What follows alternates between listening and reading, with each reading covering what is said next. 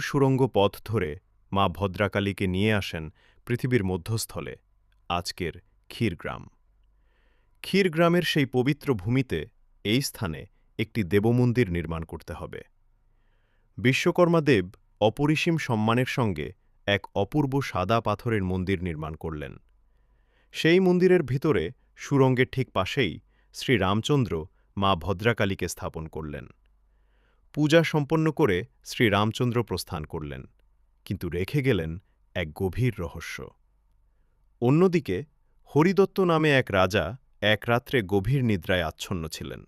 ঠিক তখনই স্বপ্নের মধ্যে তার সামনে আবির্ভূত হলেন মা ভদ্রাকালী। দেবী বললেন, কত নিদ্রা করিবে রাজন?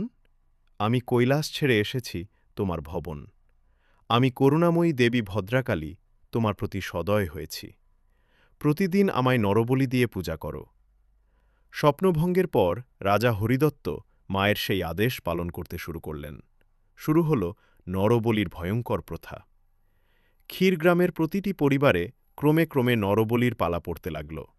গ্রামের মানুষ ভয়ে আতঙ্কে এই নিয়ম পালন করে চলল। এভাবে সময় গড়াতে গড়াতে একদিন পালা এল গ্রামের পূজারীর ঘরে। পূজারীর ছিল মাত্র একটি সন্তান। সন্তানকে বাঁচাতে রাত্রির অন্ধকারে পূজারী তার স্ত্রী ও পুত্রকে নিয়ে নিঃশব্দে গ্রাম ছেড়ে পালাতে লাগল। চাঁদের আলোয় তিনজন ধীরে ধীরে এগোচ্ছিল গ্রামের শেষ পথ ধরে। ঠিক তখনই রাস্তার ধারে এক ব্রাহ্মণ বৃদ্ধা তাদের পথ আটকালেন।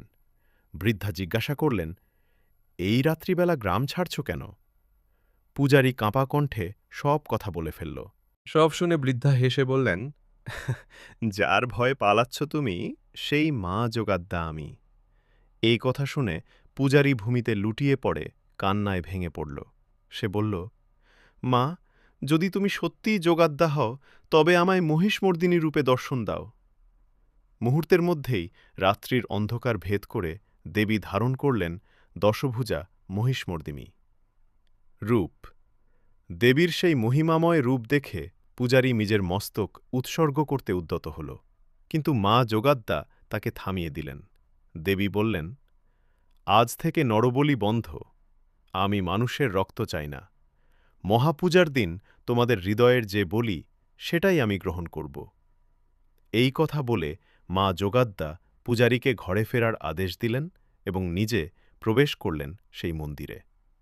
সেই দিন থেকে আজও ক্ষীরগ্রামে মা যোগাদ্দা দশভুজা মহিষমর্দিনী রূপে পূজিতা, আর মহাপূজার দিনে ছাগ বলির মাধ্যমে মাকে বিদায় জানানো হয়।